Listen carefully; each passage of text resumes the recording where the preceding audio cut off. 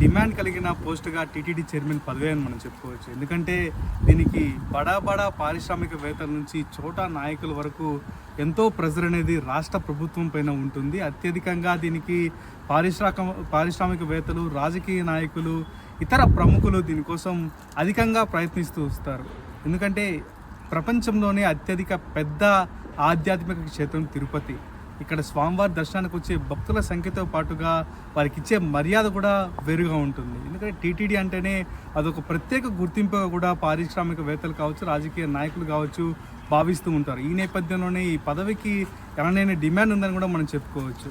అయితే గతంలో ఇక్కడ చైర్మన్ చేసిన వారికి కూడా వారికి ఖ్యాతి పెరిగిందని చెప్పి ఒక్కసారిగా టీటీడీ చైర్మన్ అనగానే వారి పేరు ప్రపంచవ్యాప్తంగా మారుమోగే పరిస్థితి కూడా ఉంటుంది. ఈ నేపథ్యంలోనే ఇప్పుడు కొత్త టీటీడీ చైర్మన్ ఎవరు, అయితే ప్రభుత్వం మారిన వెంటనే కొత్త టీటీడీ చైర్మన్ ఎవరనే ఒక ప్రశ్న మాత్రం అందరి మధ్యలో మెదులుతూ వస్తుంది. అంటే ఆశావాహులు అధికంగా ఉన్నప్పటికీ ఎవరికి ఈ చైర్మన్ పదవి దక్కుతుందా అన్న ఒక అంశం పైన ఇప్పుడు తీవ్ర స్థాయిలో చర్చ సాగుతుంది. ఇదే సమయంలోనే సోషల్ మీడియా వ్యాప్తంగా ఒక మెసేజ్ అయితే ప్రతి వాట్సాప్ గ్రూపుల్లోనూ అలాగే ఫేస్బుక్లోనూ షేర్ చేస్తున్న పరిస్థితి కనిపిస్తుంది.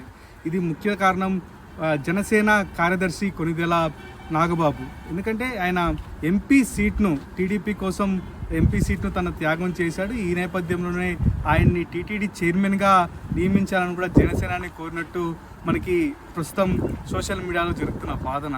ముఖ్యంగా టీటీడీలో అనేక పరిణామాలు గత 5 ఏళ్ల కాలంలో చోటు చేసుకున్నాయి. అనేక ప్రతి విమర్శలు కూడా సాగడం జరిగింది. అయితే మొత్తం మీద టీటీడీలో కూడా అనేక అవకతవకలు జరిగాయని ప్రధాన ప్రతిపక్షంగా అప్పుడున్న టీడీపీతో పాటు జనసేన కూడా పలుమార్లు ఆరోపించడం జరిగింది. చిన్న విషయం నుంచి పెద్ద విషయం వరకు ఎన్నో అవకతవకలు జరిగాయి.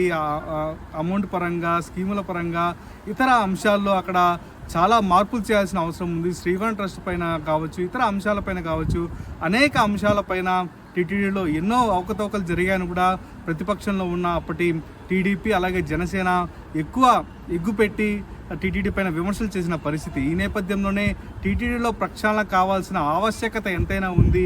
దీనికి సమర్థుడైన వారినే టీటీడీ చైర్మన్గా పంపించాలని కూడా వారు కోరుకుంటున్న పరిస్థితుల్లో నాగబాబు అయితే దీనికి కరెక్ట్గా ఉంటారని జనసేనాని టీడీపీని కోరినట్టుగా కూడా మనకు తెలుస్తూ వస్తుంది.